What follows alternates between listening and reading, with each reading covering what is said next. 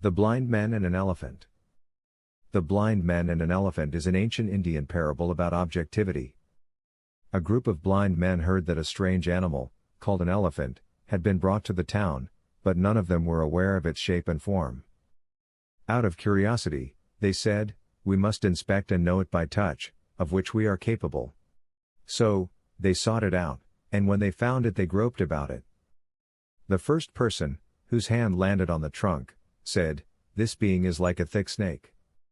For another one whose hand reached its ear, it seemed like a kind of fan. As for another person, whose hand was upon its leg, said, "The elephant is a pillar like a tree trunk." The blind man who placed his hand upon its side said the elephant is a wall. Another who felt its tail, described it as a rope. The last felt its tusk, stating the elephant is that which is hard, smooth and like a spear. The moral of the story: each of our perspectives can be true yet incomplete.